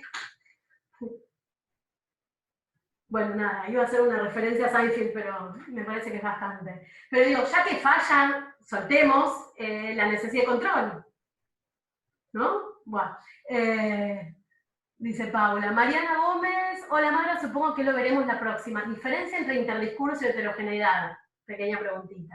Lo vamos a ver las próximas 2 semanas. No la próxima, las próximas 2 semanas. El martes vamos a trabajar un concepto de interdiscurso. No hay un solo concepto de interdiscurso en Piaget. No estoy hablando de Lenin, de Angenot afuera, no los voy a tocar. En otro momento lo charlamos, pero no los voy a tocar en este seminario. Ahora, Piaget tiene distintos momentos de formulación del concepto de interdiscurso en estas 3 épocas, digamos, para simplificar. El modo en que entiende el interdiscurso a principios de los 80 no es igual que lo entiende en el 75 en Las verdades evidentes o Le Verité la París, que es el mismo texto, en otra lengua. Y no es igual a cómo empieza a formularse a principios de los 70 o cómo está tímidamente pensado a fines de la década del 60. No hay un concepto de interdiscurso en Piaget. Eso es importante, lo voy a retomar también las próximas 2 semanas esto mismo. Heterogeneidad aparece más a principios de los 80 como problema. Y ahí tienen el texto de Jacqueline Autier. Yo les bajé hoy de la bibliografía un texto de Piaget, se los voy a volver a subir. Pensé que era mucho, pero se los voy a volver a subir. Cualquier cosa les dejo indicaciones. Hice unos cambiecitos. Van a ver, toqué un poquitito el cronograma. Pero bueno. Entonces, interdiscurso y heterogeneidad, porque heterogeneidad, bueno, lo vamos a ver. Heterogeneidad es un concepto escindido. Así como el concepto de discurso está escindido entre un aspecto del discurso que el sujeto puede llegar a gobernar, cuando argumenta, etc., y el interdiscurso, que es aquello que gobierna al sujeto, heterogeneidad también va a ser un discurso escindido. Lo vamos a ver en la última clase de la unidad 1, en particular con el texto de Jacqueline Autier, que se llama Heterogeneidades discursivas, y ahí vamos a trabajar el concepto de heterogeneidad. El concepto de interdiscurso, entonces, lo vamos a trabajar en 2 textos distintos. En el 75, es un concepto distinto del que aparece a principios de los 80. Comparten algo y no comparten otros aspectos. Lo vamos a trabajar en los próximos 15 días. Será por la noción de heterogeneidad, no sé qué será, porque no sé qué está diciendo el 504, será por la noción de heterogeneidad enunciativa como lo trabaja Autier, vamos a volver sobre eso, sí. Este texto de hoy, sobre los contextos epistemológicos del análisis del discurso, es concomitante, es decir, fue producido en el mismo momento que el de heterogeneidades enunciativas de Autier, y este es el momento del AD3, de esta tercera etapa, donde se está pensando ya no un sujeto pensado en términos de formaciones discursivas y relaciones de antagonismo entre formaciones discursivas, sino heterogeneidades constitutivas de los discursos. Toda formación discursiva va a ser constitutivamente heterogénea, ¿sí? En los 80. No es que antes no, es otra formulación, ¿sí? Es otra formulación de discurso. Si podés recomendar alguna biblia sobre la diferencia de Piaget con la perspectiva de Bakhtin-Angenot con respecto a lengua, lenguaje y discurso. Lo tenemos que hacer, Facundo Bocardi. Hay que escribir, hay que hacer. En general, hay articulaciones, Fabiana Martínez en Córdoba articula un aspecto de la teoría piagetiana que es el de formaciones imaginarias, viernes que viene, con textos de Liceo Verón, una idea de reconocimiento, en fin, que es otra cosa. Relación entre Bakhtin y Angenot, no hay una barra entre Bakhtin y Angenot, es o uno o el otro. Son 2 perspectivas bastante diferentes, básicamente Angenot no es marxista, no es materialista, digamos. Preparé un montón de libros y no ese. Preparé un montón de libros y no ese. Y no les mostré los que preparé. Bueno, en algún lado por acá está interdiscursividades. lo estoy encontrando y no quiero perder el tiempo. Ahora, hay en Interdiscursividades de Angenot, que son textos de los 90, republicados por la Universidad Nacional de Córdoba, una excelente edición. Hay uno donde trabaja el concepto de ideología, y bueno, en fin, van a ver que opera con una noción de sistema, toma Gramsci la noción de hegemonía, pero básicamente lo que no hay es lucha de clases. Entonces, no hay un Bakhtin barra Angenot. Me estoy yendo del programa, pero no tengo problema. Como estarán viendo, no me molesta para nada hablar de estos temas. Y también, tampoco hay algo así como un Bakhtin. Tampoco hay un Angenot. El Angenot de la Parole Parfaite es un trabajo hermosísimo, maravilloso, de archivo que tiene Angenot. Angenot tiene unos trabajos maravillosos de archivo en sincronía. Uno llama la palabra, calculo que Mauro y alguien más de Córdoba, ellos tienen lecturas, digamos, leen bastante Angenot en Córdoba, y tal vez sepan decir mejor que yo, pero básicamente a mí me encantan los trabajos que hace en sincronía de una diversificación de los tipos de materiales de archivo, y trabaja con una noción de interdiscursividad distinta, que no es interdiscurso en Piaget. Piaget es materialista. Hay básicamente relaciones de antagonismo de sí, cuándo. Lo digo así, después me van a borrar, pero bueno, hay relaciones de antagonismo desigual. La contradicción es una categoría constitutiva, ineludible y fundamental. Y lo otro, que es lo que yo marcaba, que es el lugar de la lengua. En Bakhtin no hay lengua como tal. Toda la perspectiva bakhtiniana, bologiniana, en general, todo lo que es esa línea de trabajo, y la Escuela de Praga de los 60 también, que es la nueva Escuela de Praga, pero en Bakhtin y en Bologino no tienen una distinción entre lengua, lenguaje y habla, como acontece en Saussure. Yo acá tendría que dar un seminario solo de esto, lengua, lenguaje y teorías del discurso, solo, y tendría que durar 2 años, además. Pero Bakhtin, básicamente, tampoco es que hay un Bakhtin, porque ahí hay ciertas tensiones, depende cómo estén trabajando. Otier, el texto de Jacqueline Otier del 84, heterogeneidades enunciativas, ¿sí?, retoma algo de Bakhtin, retoma Piaget y retoma Lacan. Y produce ahí un diálogo y un encuentro lindo, interesante. Para mí hay que hacer una vueltita más de tuerca, porque se lava un poco el estatuto contradictorio, ¿sí? Y en Bakhtin la noción de dialogismo, si le suena, yendo a esta pregunta, esta idea de que todo enunciado aloja, ¿sí?, o está habitado por ecos y trazos de otros enunciados, y se orienta además hacia otros enunciados. En esa relación todo enunciado es un eslabón en una cadena de enunciados, porque no hay ningún hombre ni ninguna mujer habla por primera vez. No hay Adán, no se habla por primera vez. Siempre todo enunciado trae ecos o huellas, ¿sí?, huesos, iba a decir, terrible, hablando de acto fallido y de lo que falla los viernes. Ecos, huellas de otros enunciados. Y eso es disperso. Ahora, el concepto de dialogismo ahí, lo vamos a retomar en 2 semanas, pero el concepto de dialogismo ahí no trabaja la noción de contradicción. No hay relaciones desiguales. Hay heterogeneidad, pero no hay relaciones desiguales. En esas procedencias heterogéneas que componen constitutivamente todo enunciado, ¿qué relaciones hay? Hay tendencias, hay dominaciones, hay contradicciones, ¿sí? En Bologino, por otro lado, que tiene que estar todo, tiene que estar por acá, hay muchas cosas para marcar de este tema.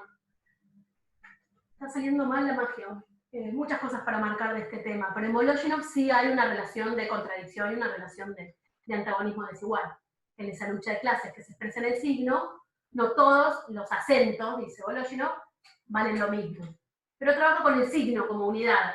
En Piaget no se puede trabajar el signo como unidad, que además de susseriano, es spinociano, y además es althuseriano, es decir, hay ahí la relación sobredetermina los elementos. Pues no existen las clases sociales que entran en una relación. Hay lucha de clases. Y la relación de fuerza, tampoco hay 2 clases, la relación de fuerza, es decir, el estado de la lucha de clases en una coyuntura determinada, que debe ser caracterizada, es lo que va a permitir comprender el funcionamiento de sus elementos. No hay suma. Usted decía que la suma es ideológica, no es que se suman. Clase dominada, más clase subalterna, más clase no sé qué, más clase no sé qué, ta. No. Y esto va a estar funcionando claramente en Piaget porque él entra por Spinoza, por Althusser, por Freud y Lacan y por Saussure. Imagínense, la preeminencia de la relación por sobre los elementos, la preeminencia de las relaciones y de relaciones que tienen siempre una relación de contradicción, de antagonismo y de desigualdad, o de subordinación, o de alianza. La preeminencia de la relación por sobre los elementos. Eso no lo veo en Bourdieu. Cuando dice el signo sereno de lucha de clases. ¿Un signo? ¿Qué es un signo? No hay signo. O sea, hay estructura en ese sentido. Hay relaciones estructurales, sistemáticas, regulares, etc. Y eso es una distinción fundamental. ¿Ah? La preeminencia de la relación por sobre los elementos. Iba a decir algo más sobre esto de Bastien-Genot. Hay varias cuestiones, pero me lo voy a saltear. También habla de intertextualidad. Eso es rarísimo. Maite, quisiera profundizar, yo quisiera eliminarlo, me pasa exactamente lo contrario. Porque, no, bueno, es un chiste. El interdiscurso no debe entenderse como intertextualidad. Interdiscurso no es la relación de los textos, o ahí está, Maite en el medio. La relación entre textos que yo puedo rastrear en la superficie de las secuencias discursivas. El interdiscurso tiene que ver, lo vamos a ver mucho mejor el martes, bueno, mucho mejor, espero, mejor el martes, nos vamos a dedicar a eso el martes. El interdiscurso tiene que ver con las condiciones de formación de los elementos que se inscriben en un texto.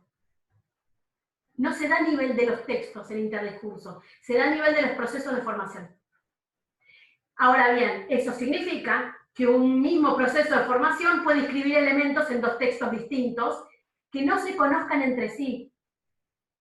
A mí no me importa si se leyeron, si se citan, si no se citan, si la persona es vecina, si vive en otro barrio, o si vivió en otra época, o si vivió en otra ciudad. No me interesa. Yo puedo ver trazos de las mismas regularidades en textos que no se conocen porque hay un proceso de formación que inscribe elementos en ambos textos, el texto 1 y el texto 2. En ese sentido, entro visualmente por la intertextualidad, pero intertextualidad e interdiscurso son categorías que responden a otro estatuto de un dispositivo de análisis. Interdiscurso es una categoría eminentemente teórica, no delimita un conjunto de observables, no se ve el interdiscurso, igual que no se ve el inconsciente. Interdiscurso es a los discursos o a los textos o secuencias discursivas como inconsciente al coxo que se acuesta en el diván. No quiere decir nada, no quiere decir sujeto, no quiere decir nada. De alguna manera es análogo. Eso quiere decir que nosotros no vemos el inconsciente, vemos sus efectos. Por ejemplo, un lapsus. O las formas, sus efectos en los sueños, los olvidos de los nombres propios.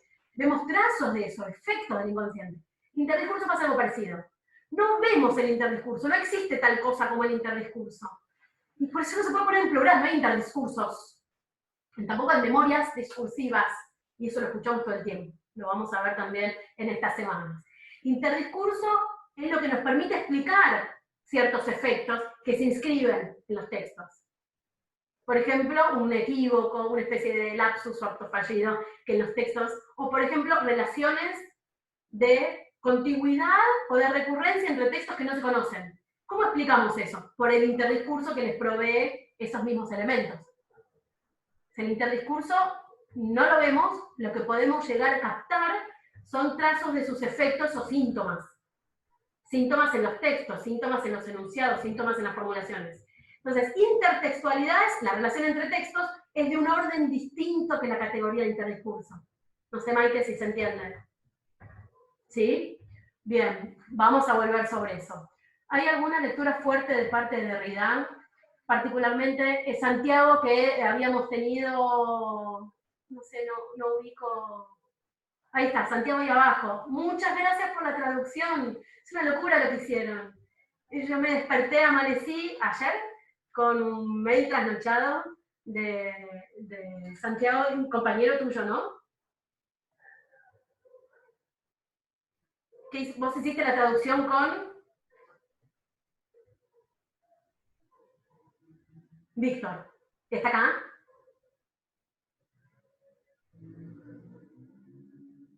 Ah, ahí Víctor no tiene cambio, perfecto. Que no tengo todo el panorama completo. Ya lo voy a encontrar. Bueno, ellos hicieron eso, la traducción, y dentro de la traducción pusieron trazos, huellas, y entre paréntesis dejaron trazo, justamente por algo de ese funcionamiento del significante, según entendí, que me dijo Santiago, en la trama derridiana, digamos, en el modo en que eso funciona en Derrida. Se me escapa, yo no soy lectora, soy lectora coloquial de Derrida, digamos, lectora... disfruto de Derrida, lo leo y todo, pero no me especializo en eso, no soy lectora teórica de Derrida. Yo creo que sí, y sí hay en este tercer momento de la producción pelletiana, en el que está el artículo que leemos hoy, una cierta vuelta a Foucault. Una cierta vuelta a la idea de la materialidad del texto. Hay referencias muy claras a la arqueología. ¿Vieron cuando habla de las series? ¿Sí? Y retoma la arqueología del saber y el modo en que la arqueología del saber presenta la historia y las mentalidades como algo distinto a la historia de las ideas. Ahí también. No sé qué hay de lectura de Derrida, pero se pueden buscar textos. Se pueden buscar textos. Seguramente haya textos que ponen en relación Piaget y Derrida. Sí, podemos hacer como una búsqueda de eso para ver ahí qué hay. O Santiago, hoy tenés un trabajo para pensar. Si quisieras avanzar en eso, a mí me recontra interesa y puedo aportar yo personalmente poco. Me quedó... Subo alguna lectura fuerte de Derrida, particularmente en esta idea de trazo, huella, y en esta operatoria deconstructiva de la que el mismo texto se deconstruye a sí mismo. Eso está en todos los textos pelletianos porque eso es althusseriano, diría. No sé si es la deconstrucción. No, acá sí, acá habla de deconstrucción y hay otro texto que sí te nota al pie, que es del 82, que es sobre la deconstrucción de las teorías lingüísticas. Pero desde los primeros textos de Piaget de la década del 60, sobre la historia de las ciencias, por ejemplo, está todo el tiempo volviendo. Todo el tiempo está volviendo, porque es la lectura sintomática, entonces se llama. Ahí yo lo articularía con esta idea de lectura sintomática o lectura sintomal. También les puedo pasar, creo que hay materiales o referencias de la bibliografía de ampliación. Sí, pensar la relación ahí entre, hay que ver qué texto de Piaget y Derrida me parece un tema, es un problemón, ¿no? Pero me encanta, acompaño, leo, aprendo y busco bibliografía con ustedes. Podés volver a nombrar el artículo tuyo que das cuenta de la escuela y los enfoques de autores. Es un texto que ustedes tienen, no habla exactamente de eso, les mentí, pero es un texto que ustedes tienen en la bibliografía que es releer Piaget hoy. Es sobre el problema del decalage. Y trabaja básicamente sobre las verdades evidentes que nosotros vamos a ver la semana que viene. Yo creo que si leen las verdades evidentes y ven en la teoría de los dos olvidos, me estoy recontra adelantando, pero ven de alguna manera la lectura crítica y a contrapelo, esta idea de que la enunciación no es sino una reproducción de ideología burguesa bajo la forma de una teoría. Eso es como alguien que es marxista te dice eso y ya está, no te habla más, es como te quitó el saludo. Imagínense cuánto puede haber dentro de una misma escuela, entre una perspectiva enunciativa y una perspectiva que considera que la teoría de enunciación lo único que hace es reproducir la ideología burguesa sin pensar nada. Entonces, hay algo de esa imaginario, escuela francesa, análisis del discurso, que se va desarmando como papel bajo la lluvia, cuando empezamos a mirar de otro modo. Ahora, ¿fue una construcción necesaria? Fue una construcción... Otra tesis, ahí si alguien no tiene tema de tesis, ¿cuál fue el proceso de construcción de esta unidad escuela francesa, análisis del discurso? ¿Qué pasó ahí? Yo tengo una hipótesis igual, así que tengo un par de hipótesis. Les puedo dar una mano, si alguien quiere doc o postdoc por ahí. El texto de Decalage, sobre el concepto de decalage en la teoría materialista, termina ahí, termina por ahí, termina en que no, digamos, termina de alguna manera, no dice que no, creo que sí, pero bueno, termina justamente pensando que con una lectura de las verdades evidentes que distingue entre interdiscurso y enunciación como aspecto fundamental y que entiende que la teoría de la enunciación tal como está pensada la idea de configuración de sí, imaginario de sí, todo eso, no es sino pura reproducción de ideología burguesa. Y hoy mucho más. Es un texto de los 70, imagínense. Nos llevó a conocer el giro de los 90, Piaget. Estuvo sabio, no sé, bueno, ahí me meto, para viernes es muy fuerte, lo que iba a decir me lo voy a guardar. Pero entonces fíjense, y lo tienen online ese artículo, eso, no por recomendar texto mío, sino porque yo hago esa lectura, digamos, estoy haciendo esa lectura y es la lectura que traigo, este seminario forma parte de mi proceso de investigación. Yo traigo acá lo que voy pensando, lo que voy leyendo, lo que voy trabajando, así que ahí lo tienen. Está en el texto y me llamó la atención. Sí, totalmente, a mí también. A mí también. Igual que lo de contexto. Intertextualidad y contexto, porque tiene texto adentro los dos. Entonces, en vez de contexto, yo tendería a pensar en términos pelletianos, en condiciones de producción, y en vez de intertexto, tendería a pensar en interdiscurso. Ahora tiene texto y contexto, y tiene intertexto. Yo no sé cuál es el auditorio ahí también. No lo sé, no sé. Me da la sensación de que es un coloquio de psicólogos, de psicólogos, pero bueno, eso. Sí, lo dice el texto totalmente. Yo te estoy respondiendo desde la teoría pelletiana en general, pero me recontra interesa ver esos hilos del texto. Vos miraste intertextualidad, yo no a propósito, pero me lo salteé, pero sí me llamó la misma atención con texto. ¿No? En una perspectiva que después durante el texto habla de condiciones de producción. Tal cual. ¿Cómo se justifica la presencia de un interdiscurso en un texto si no se ve? No es que hay un interdiscurso, es indelimitado, es como no hay un inconsciente. Hay un... Ah, esta magia me va a salir, porque me acuerdo el número de página de la cita que les quiero leer. 151, en este libro hay un articulito muy breve, que es espectacular y yo no se los di, porque era mucha, lo tenían y se lo saqué, me parecía mucha lectura para el curso virtual de 6 semanas, que se llama Metáfora e Interdiscurso. Metáfora e Interdiscurso. Está en este libro, portugués brasilero, editado por Eni Orlandi, introducido por Eni Orlandi, que es como la referente del análisis del discurso en Brasil y de matriz pelletiana. Les voy a leer el epígrafe. El epígrafe está entre comillas y no tiene referencia a la cita. Les voy a leer. Dice lo siguiente, voy a traducir. No tenemos aquí y ahora prueba de la existencia de América, pero es una buena hipótesis para explicar las cartas que recibimos desde allá.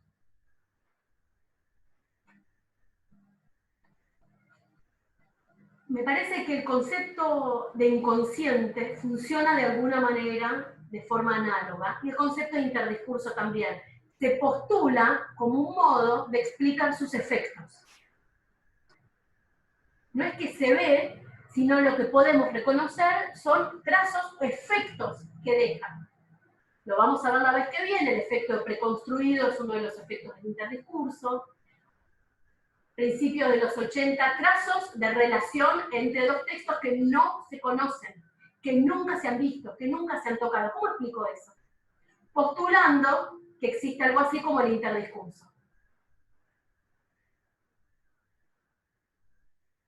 No sé si, Ramiro, ¿te respondí? No ubico si está por ahí o si ya tuvo que salir, o si hay más. Hay más gente en otra página. Y se van reconfigurando. Perdón, me estoy como acostumbrando todavía a esto. Gabriel, Facundo, hay más gente. Ramiro, ahí está, sin cámara, pero ahí está. Avísame si no te respondí. Pero es eso, vamos a tratar de pescar sus efectos, de escuchar los efectos del interdiscurso, como tratamos de escuchar, de pescar los efectos del inconsciente, en tanto es una postulación la noción de interdiscurso. Se postula con el fin de explicar ciertos efectos, ciertas regularidades que no pueden ser explicadas por la idea de un sujeto empírico que produce lo que dice. Porque si sujeto empírico 1 produce texto 1, sujeto empírico 2 produce texto 2, no se han visto, no se conocen, no se citan, no se tocaron, no obstante, hay trazos en común y realmente hay trazos en común. ¿Cómo lo explico? Postulando la categoría de interdiscurso. Porque los elementos de ese texto 1 y de ese texto 2 no surgen de sujeto 1, sujeto 2, sino que tienen un proceso mucho más complejo, heterogéneo, heterotópico, inventando una palabra, de formación. Entonces, el concepto de interdiscurso nos permitiría explicar aquello que sin el concepto de interdiscurso no podríamos dar cuenta. Eso. Sí, dice Víctor Zabaleta, ahí está. Víctor, pero no tengo cámara, perfecto. Aprovecho el fallido de los huesos, perdón, para hacer una pregunta que me viene rondando últimamente. ¿Hay algún desarrollo de esta perspectiva en relación a los efectos en los cuerpos? Sí. Hay un montón de trabajos de enfoque de perspectiva pelletiana en Brasil. No es exactamente igual que lo que estamos trabajando acá, pero bueno, eso. Yo, de hecho, la mitad de mi vida de investigación la hago en Brasil, justamente por eso, porque en Brasil hay un desarrollo de una red pelletiana de estudio del discurso, y que además piensan. Bueno, hay un poquito de giro discursivo ahí, discursivizan todas las prácticas, entonces, en fin, vamos a volver sobre eso más adelante. Pero hay trabajos en Brasil en particular que ponen a jugar muy fuertemente la perspectiva o la teoría pelletiana en distintos campos, en distintas esferas, en distintas formas de las prácticas, en distintas materialidades, en el cuerpo, en películas, en la arquitectura, y hay trabajos muy buenos. Sí, Diana, después podemos volver sobre ahí. Claro, pero Pellet no trabaja. Sí. Bueno. Sí, dice Sofía. Estoy leyendo todo. ¿Podemos habilitar un espacio en el Drive para compartir documentos, textos que quizá exceden el programa, pero que nos pueden igualmente nutrir? Sí, Paula Morel, no sé si te referís a que yo suba textos de la bibliografía optativa, o si te referís a que quien quisiera pueda subir textos, por ejemplo, donde ven Santiago que hablaba de Derrida, o si hay alguien que está leyendo relaciones, que acá no son del orden interdiscursivo a mi entender, sino que tienen más que ver con el campo de lecturas cruzadas y de polémicas, y más con una noción de campo tal vez a lo Bourdieu, no tanto con la noción de interdiscurso, pero me parece. Ramiro Parodi dice, espera, me salté dos. Entonces sí, podemos. Sí. Hoy habilitamos foro de materiales que va a ir en paralelo y va a desembocar en la unidad 4, y voy a habilitar, en vez de un foro por semana, un foro por unidad de consultas. A ver, foro de consultas unidad 1, es decir, teoría del discurso, foro de consultas archivo, foro de consultas montaje, y el foro de materiales que va a desembocar en la unidad 4. ¿De acuerdo? Estamos armándolo. Gracias, Paula, que levanta la mano. Estamos armándolo así. Tengan un poquitito de paciencia, estamos trabajando con ustedes. Entonces sí, podemos además habilitar una carpeta en el Drive que sea materiales complementarios. En esos casos, o me van avisando, que es lo que les interesa, yo no tengo todo digitalizado. En realidad, si miran el programa, hay muchísimos textos que ya tienen online, porque tal vez tienen el enlace, o que los pueden buscar online y los van a encontrar. Y yo hay otros que tengo digitalizados, yo qué sé, Angenó, hay un montón de textos de Pellet, no todos en español, Angenó sí, los de Pellet no tengo todos en español. Después hay varios que están en la página de Per Se. Yo les voy a armar, sí, les voy a armar. Les agrego una carpeta de bibliografía de ampliación, pero tienen que fijarse, yo les subo algunas cosas y después cualquier cosa me avisan. ¿Está? En cartelera, ¿vieron cartelera? No manden todos a cartelera todos los días, yo sí, voy mandando las novedades, pero en los foros de consulta ahí pueden poner si hay algún texto o alguna cosa que les interese, y lo voy subiendo, armo una quinta carpeta en Drive que van a ser textos de ampliación. ¿Habilitar un espacio? Sí. Sí, perfecto, preconstruir me aclaró, genial Ramiro. ¿Repetís el nombre del texto de Orlandi, del que leíste recién? Sí, el libro lo tienen todo esto en el programa. El programa tiene 13 páginas, o sea que tiene un montón de cosas que las tienen. Pero este libro se ve, Ana. Análisis del discurso, textos de Michel Pellet. Y el epígrafe que leí es de metáfora e interdiscurso. Se llama. En la página 151 de este libro. Yo no tengo el libro entero. Ese artículo lo tengo digitalizado. Lo puedo subir. Si yo me olvido, si les prometo algo y no lo cumplo, me lo recuerdan. porque tengo la cabeza así como está la pantalla, todos y todas y todes, yo también, así que me lo recuerdan. Repetís el nombre. Para algunos historiadores, dice Ramiro, esto es una barbaridad, no sé qué es el esto. ¿Qué es una barbaridad? No me cae ninguna duda, pero no sé bien qué es el esto. Ahí tenemos un problema de deixis. Vale, correferencialidad textual más que de deixis. Pero, Ramiro, ¿qué sería la barbaridad? Puntualmente. Puede ser, no sé. No sé, los historiadores en general suelen, por lo menos historiadores no los centennials, obviamente, ni los millennials, pero sí Althusser, todos tienen una formación althuseriana en general, y tienen mucha lectura de teoría, y han leído Michel de Certeau, y tienen todos lectura Foucaultiana. No sé si está en barbaridad, salvo que yo haya dicho alguna barbaridad, puede ser. Suele pasar, pero bueno, ahí está la barbaridad, o lo bárbaro, tal vez. Es lo bárbaro en el sentido de que es una lengua a otra. Eso también puede pasar, ¿no? La barbarie en términos de algo ajeno, de una lengua a otra. Los encuentros tardan mucho, demoran mucho los encuentros con los historiadores y hay que dedicarse. Yo soy, a mí, suena muy malo, quiero decir, tengo una amiga historiadora, suena malísimo. No se lo tomen así. Formo parte de la red de estudios sobre peronismo hace muchos años y me costó un montón. Y yo fui años y años, cuando llevaba archivo no había problema, y cuando llevaba teoría para pensar el archivo siempre tenía problemas.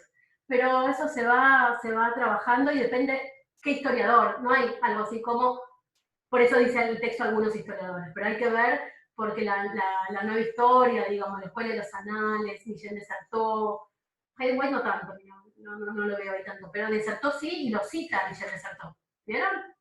Está citado y está trabajado. El texto del 82. Ambas. Está jugando la diacronía y sincronía. De alguna manera, para el chat. Ah, sí, también. Praga tenía razón. Y después en los discursos también. Lo que vamos a ver en los discursos no es o sincronía o diacronía, es policronía. Eso es lo que vamos a ver, el discurso y el archivo.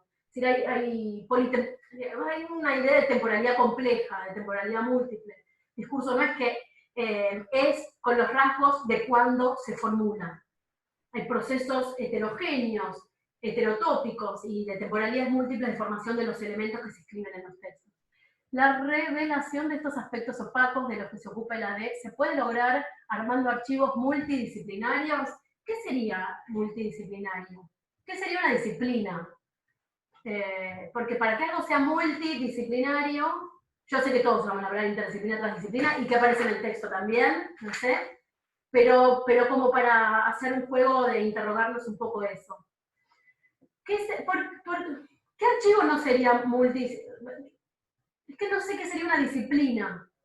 Nosotros ya vamos a llegar muy de a poquito a la arqueología del saber, que es anterior a todo lo demás, pero bueno, vamos a llegar. Y ahí vamos a tener que desarmar la unidad o la categoría disciplina, porque las disciplinas son efectos del trabajo de la historia, no son existentes en el mundo, no son naturales, son efectos de un modo específico de organización del saber que se gesta y toma forma en el siglo XIX. Y en general, fin del XIX, las disciplinas como las conocemos, la psicología, campo de la psicología, campo de la sociología, campo de la comunicación, por supuesto que no, que es mucho más reciente. La lingüística, la palabra lingüística aparece en 1870. Antes de la gramática, filología, eran otras palabras. En el campo de la lingüística es que existen las disciplinas. Son modos históricamente sobredeterminados, históricamente dados, con su existencia histórica, de organización del conocimiento, del saber, en torno de un cierto problema, un cierto concepto, un cierto campo de estrategias, un cierto campo de discursos. Digamos, no es que existen. Entonces, la revelación de estos aspectos opacos tiene que ver, por un lado, me gusta lo de conformando archivos, diría heterogéneos, tal vez en vez de multidisciplinarios, o que permitan poner en relación zonas del archivo, textos o fragmentos que no necesariamente se saben en relación o cuya relación no va de suyo, o bien fragmentando textos que se ven como un monobloque. Y un documento un documento que se nos aparece, se nos presenta como una unidad, tiene principio, tiene fin, tiene firma, tiene fecha, etcétera, puede estar entramado, y suele estar entramado, por corrientes discursivas heterogéneas. Entonces yo puedo partir, fragmentar, ¿sí? Tirar de un hilo, como digo yo, si los textos son tejidos, yo puedo tirar de un hilo del otro. Tengo ejemplos de análisis para mostrarles, los textos están habitados por las contradicciones. A y no A. No son teorías aristotélicas. A y no A, B, C, etc. Entonces, ahí hay que pensar eso. Pero sí, diría armando archivos o poniendo en relación fragmentos, textos que no se saben en relación o que cuya relación no va de suyo o no está dada por la fecha, el autor, la institución, etcétera, sino que va a estar dada por otro tipo de proceso de composición de relaciones, o bien partiendo los textos, desmenuzando un texto que se muestra como unidad. Bueno, vos los desmenuzás y mostrás, vos, Paula Bombara, mostrás también ahí esas contradicciones, esas tensiones, también. Ahí hay un aspecto opaco, porque el sujeto cree que el texto que produce es un texto, es una unidad, dice lo que piensa, pone lo que sabe, lo que está entre comillas es de otro y lo que no es propio. Lo que no, todo es impropio. Todo se va a ir desarmando, desestabilizando, digamos, no solo lo que está entre comillas. Eso ahí vamos a ir a pie y vamos a volver sobre estas cosas. Entonces, tal vez en vez de multidisciplinario, pondría archivos heterogéneos, sea en el campo disciplinar, sea en el año, sea en el momento, sea en el espacio geopolítico, sea en dimensiones autoriales, etcétera, etcétera. Sí, exacto, Paula Bombara. Ramiro Parodi, la existencia de relaciones por fuera de la intertextualidad. Sí. Creo que entendí el comentario, diría que sí. Volví a contestarme Ramiro por acá porque está sin cámara, no te veo la cara. Digo, no puedo ver un sí, pero podés volver a contestarme en el chat. La noción de temporalidad policrónica la vamos a ver más adelante, sí. ¿Podrías recomendar algún texto? También. En la unidad 1 hay un texto muy bueno, muy difícil, de Natalia Romé. Texto de Natalia Romé, lo tienen en la bibliografía de ampliación de la unidad 1. Texto de Natalia Romé. No me acuerdo el título ya ahora, pero se lo edité, así que no me acuerdo el título. Y está en la revista Fragmentum, que es un número que coordiné yo con una colega brasilera que trabaja en estos mundos también, y todo el número está bueno, pero ese texto de Natalia Romé es especialmente relevante para leer las verdades evidentes o para leer Pellet, en el sentido de una complejización de la temporalidad, o por lo menos combatir, de alguna manera, no sé si... Bueno, es un texto bastante intenso, digamos, es un texto que lo que hace es volver a Pellet o ir a Pellet para revisar el modo en que se tiende a achatar el tiempo en nuestro presente o en ciertas teorías del presente. ¿Ah? Entonces, ese texto lo recomiendo para el problema de la complejidad temporal. El texto de Natalia Romé, que tienen citado como bibliografía de ampliación, justamente para esta pregunta. Muchísimas gracias, Ludmila, porque es para esta pregunta que puse ese texto. Y además, no contentos con eso, cuando veamos en la tercera unidad, montaje, y vamos a entrar con historia del arte, vamos a leer de Huberman. Acá está, un segundo. Este libro, vamos a leer la introducción, que no se llama introducción, se llama apertura, de Ante el tiempo. Lo tienen en la bibliografía de la unidad 3, paciencia, porque vamos a entrar, y Huberman no habla de policronía, nadie habla de policronía, me lo inventé eso. Tengo que escribir en algún lado, pero me lo inventé. El texto de Natalia Romé habla de la complejidad temporal, y acá se habla de anacronismo. Pero el anacronismo tiene que ver con formas de una heterogeneidad temporal. En la historia del arte, es decir, en un método o en el modo de leer o de ver, no se lee, de ver piezas, digamos, que participan de una historia del arte. Pero esto lo vamos a trabajar por el tema del montaje de esas piezas de temporalidades heterogéneas, ¿sí? Entonces, nosotros lo que estamos haciendo en el seminario es como una especie de camino siempre con como con tentativas, vamos y venimos, medio María La Paz, ¿no? Es como 2 pasos para adelante, 1 para atrás, es medio que funciona así. Por un lado, estamos pensando aspectos de una teoría del discurso, aspectos de la teoría materialista del discurso. ¿Ah? Entonces, ahí entramos por el concepto teórico de interdiscurso, es un concepto no empírico, no analítico, no metodológico, sino eminentemente teórico. No se observa, no se delimita, no se recorta, no se ve, por eso no es intertexto, digamos. Entonces entramos por un lado por ahí. Pero por otro lado vamos a entrar, y decir, ahí lo que vamos a hacer en la primera unidad es desarmar unidades. Primera unidad, no unidades. Voy a poner otro nombre que no sea unidad la próxima. Desarmamos. Lo que se nos presenta como una unidad del texto, va a ser constitutivamente heterogéneo. El discurso, como tal, no existe, ¿no? No es que delimita algo así, totalmente regular, porque siempre es constitutivamente tenso, antagónico, complejo. Estamos desarmando unidades. Vamos a hacer la ruta de los métodos de archivo y vamos a ir al concepto de montaje. Con el concepto de montaje vamos a armar otra forma de relaciones que no es desde esa idea de unidad. Entonces vamos a desarmar, describir y pensar relaciones de otro modo. Esa es la propuesta, digamos, en ese sentido. En el primer camino entra Romé. En el último camino entra Didi Uberman. ¿Ah? Y Barbour. Barbour no habla de la policronía, que la pone en funcionamiento todo el tiempo en sus trabajos, en sus análisis y en los paneles. Gente de acá de arte está en la unidad 3, vuela, digamos, con muchísima ventaja, incluso en relación a mí. Ahí tienen esa doble recomendación, una bien teórica y la otra de procesos de análisis o metodológicos de montaje para una historia del arte, que lo tiene en el texto de Didi Uberman. Sí, dice Ramiro, fantástico. Los mira claro, sí, por ahí me puse a pensar, excelente, gracias, me gusta la idea de policronía. Bueno, lo vamos a anotar en algún lado. La noción de interdiscurso me hizo pensar un poco en la plataforma, tal cual, la empatía de las imágenes que encuentra Barbour. Sí, por eso tenemos Barbour como lectura obligatoria, lectura, mirada. Tenemos los paneles, y yo hice un trabajito reciente sobre Barbour y las conferencias de Barbour, digamos, del principio del siglo, que son previas al Atlas de Mocine, que está acá, siempre en mi escritorio. Sofía está hablando de esto.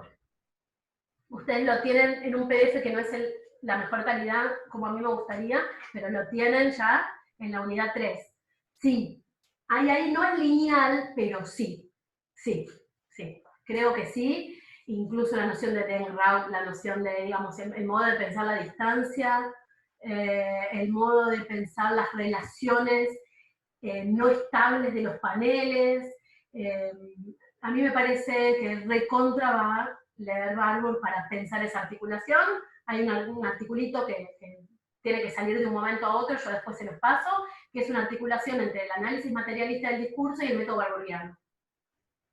Planteando esto que está trayendo Sofía, que me parece que, buenísimo, que me parece que es recontra pertinente. ¿Sí? El método barbouriano yo entro más, hago lo que puedo, digamos, también con la historia de las imágenes, y con el montaje de imágenes hago lo que puedo. No es lo que naturalmente, entre comillas, sé hacer. Y además no trabajo en sí eso. Yo voy a Barbour para pensar modos de articulación de los elementos del discurso que puedan producir formas heurísticas, mostrar aspectos de la opacidad, y para eso tengo que desarmar las unidades imaginarias con las que el sujeto vive. Terrible, no desarmemos todo, desarmamos un poquito. Si no, nos queremos morir, y más un viernes que ya está directamente anocheciendo, ¿está? No vamos a desarmar todo nunca, no se preocupen. Acá hay una militante de la neurosis obsesiva, así que no se puede desarmar todo. No. Bueno, ¿alguna otra pregunta que tengan por ahí? Si alguien quiere usar el micrófono puede también, si se quieren desmutear y decir algo. ¿También? Bueno, eso, tengan paciencia porque esto se va a ir armando muy de a poquito. a lo caleidoscopio.